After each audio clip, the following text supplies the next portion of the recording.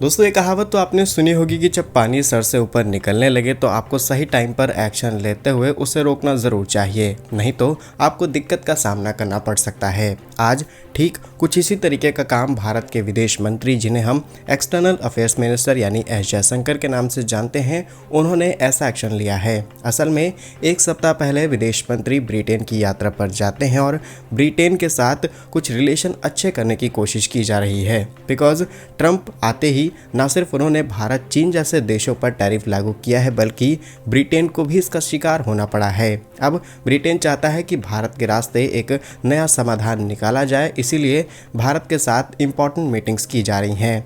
लेकिन होता इसका जस्ट उल्टा है। विदेश मंत्री ब्रिटेन पहुंचते हैं। ब्रिटेन लंदन में वो एक कार्यालय के अंदर अपने कुछ इंपॉर्टेंट स्पीचेस देते हैं और कुछ इंपॉर्टेंट कार्यक्रम खत्म करके जैसे ही वहां से बाहर निकलते हैं, उनकी गाड़ी पर कुछ खालिस्तानी समर्थक आकर के हमला कर देते हैं। लेकिन इंटरेस्टिंग चीज़ देखने को ये मिलती है कि ब्रिटेन की सरकार को, ब्रिटेन की सिक्योरिटी फोर्सेस को ये चीज़ें पहले से पता थी और वो खालिस्तान के समर्थन में खड़े हुए करीब 7-8 लोग एक किनारे खड़े हुए थे और उसमें से एक व्यक्ति सीधे कूदता है और जयशंकर की गाड़ी पर हमला करना शुरू कर देता है। लेकिन इसके बावजूद भी ब्रिटेन सिक्योरिटी फोर्सेस का सिर्फ एक व्यक्ति उन्हें रोकने की कोशिश करता है। अब इससे अगर कोई घटना हो जाती तो सिक्योरिटी में कितनी बड़ी चूक होती, आप इस बात को अच्छे से समझ सकते हैं। लेकिन जैसे ही ये सारी एक्टिविटीज़ होती हैं, विदेश मंत्री भारत लौटते हैं। भारत के विदेश मंत्रालय की तरफ से बयान दिया जाता है। ब्रिटेन को समझाया जाता है कि इस तरीके की सिक्योरिटी में चूक भारत एक्सेप्ट नहीं करेगा। विदेश मंत्रालय की तरफ से बयान के साथ साथ कुछ ब्रिटेन में बैठे हुए एमपीज भी इस सवाल को उठाते हैं और समाधान पर बात करते हैं। लेकिन विदेश मंत्री एस जयशंकर का बयान अभी तक इस पर खुलकर के सामने नहीं आया था और अब एक हफ्ते बाद उन्होंने इस पर बयान देना शुरू किया है।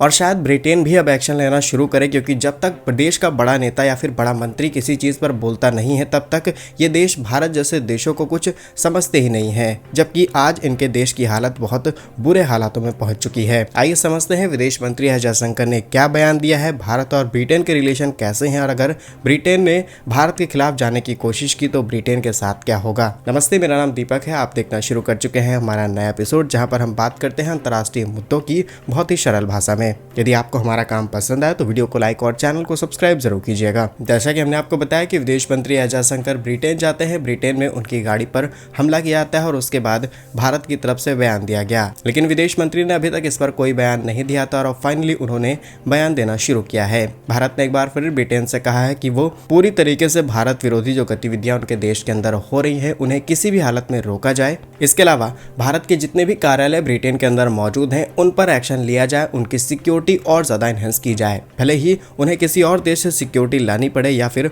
कुछ नए लोग हायर करने पड़े, वो सब कुछ अरेंजमेंट किए जाए ताकि भारत के जो इंपॉर्टेंट कार्यालय हैं ब्रिटेन में, इन्हें प्रोटेक्ट और ज़रूरी सिक्योरिटी दी जा सके। बिकॉज ये फर्स्ट टाइम नहीं है, ब्रिटेन के अंदर ऐसी घटनाएं आम देखने को मिलती हैं और ब्रिटेन के अंदर कई बार भारत के जो कार्यालय है वहां से भारतीय झंडे को हटाया जा चुका है, खालिस्तान के झंडे को लगाया गया है। अब आप खुद ही सोच सकते हैं कि हम खालिस्तान को बिल्कुल सपोर्ट नहीं करते और ब्रिटेन जैसे देश फ्रीडम ऑफ स्पीच के नाम पर इनको किस तरीके से अपने देश में जगह दे रहे हैं। जाहिर सी बात है कि इन संगठनों के पास मोटा पैसा है, फंडिंग्स भी इन्हें मिलती है, इसीलिए ब्रिटेन जैसे देश के अंदर ये सर्वाइव कर पा रहे हैं। लेकिन ब्रिटेन का एक ऐसा काला सच जिसे जानकर के आप हैरान हो जाएंगे और यही ब्रिटेन के पतन का कारण बनेगा। ब्रिटेन जिसने सालों तक दुनिया पर राज किया, लेकिन अब ब्रिटेन ने फ्रीडम ऑफ स्पीच के नाम पर न सिर्फ भारत के खालिस्तान, बल्कि सीरिया में बैठे हुए सेपरेटिस्ट ग्रुप, फिलिस्तीन में बैठे हुए संगठन, ईरान, इराक और दुनिया के जितने भी आतंकी संगठन हैं, इनके लिंक आपको वहां जरूर मिल जाएंगे। कई सेपरेटिस्ट ग्रुप जो अपने देश के अंदर टुकड़े टुकड़े में कई देश और बनाना चाहते हैं, उनके भी कुछ ना कुछ ग्रुप्स आपको वहां पर देखने को मिलेंगे। और लिमिट इतनी ज़्यादा क्रॉस हो चुकी है कि वहाँ के जो रहने वाले लोग हैं, यानी कि ब्रिटेन के जो पैदाइशी लोग हैं, वहाँ पर सालों से रह रहे हैं, उन्हें दिक्कत होने लगी है बाहरी लोगों से।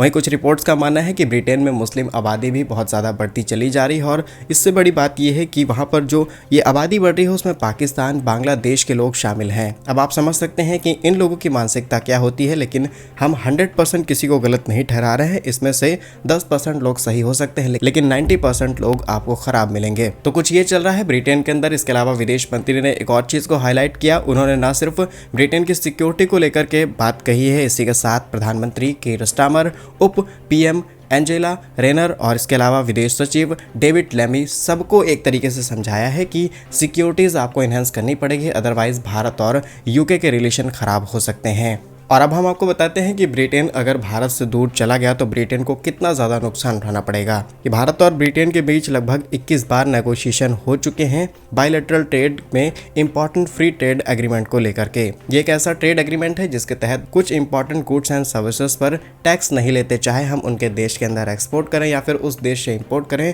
टैक्स फ्री कर दिया जाता है। तो इससे दोनों देशों को फायदा होगा, लेकिन भारत अभी भी लिस्ट बनाने में जुटा हुआ है कि हम बहुत ही स्पेसिफिक प्रोडक्ट को हाईलाइट करेंगे सो दैट भारत को नुकसान उठाना पड़े और स्पेशली जो डोमेस्टिक कंपनीज हैं इनको नुकसान ना हो। लेकिन ब्रिटेन के साथ ये बात बन नहीं पा रही, इसलिए 20 से 21 बार नेगोशिएशन हो चुके हैं और शायद ये आगे चलती रहे। लेकिन अब ब्रिटेन को जरूरत है भारत के साथ फ्री ट्रेड एग्रीमेंट या फिर किसी नई इंपॉर्टेंट ट्रेड डील को साइन करने की, बिकॉज ट्रंप ने टैरिफ लागू करते हुए ना सिर्फ भारत, चीन, रूस जैसे देशों को झटका दिया है बल्कि पूरा यूरोप परेशान है। अगर ऐसा ही चलता रहा तो ब्रिटेन को भारत से बहुत ज्यादा नुकसान भी उठाने पड़ सकते हैं। फ्री ट्रेड एग्रीमेंट के अलावा दोनों देशों के बीच में एक माइग्रेशन एंड मोबिलिटी पार्टनरशिप भी साइन की गई है ताकि जो प्रोफेशनल्स का मूवमेंट है वो आसानी से किया जा सके। ब्रिटेन के पास अच्छी टेक्नोलॉजी है, हमारे पास अच्छे इंजीनियर्स हैं, तो इनके जो आवागमन है इस प्रोसेस को और ज़्यादा ईजी किया जाए, इसके लिए इस तरीके के एग्रीमेंट साइन किए गए और कई प्रकार के फ्री वीज़ा प्रोसेस भी यूके की तरफ से भारत को ऑफर किए गए। लेकिन अब ब्रिटेन जिस तरीके से अलग अलग संगठनों को अपने देश के अंदर जगह दे रहा है, शायद ये ब्रिटेन को पूरी तरीके से खत्म कर दे।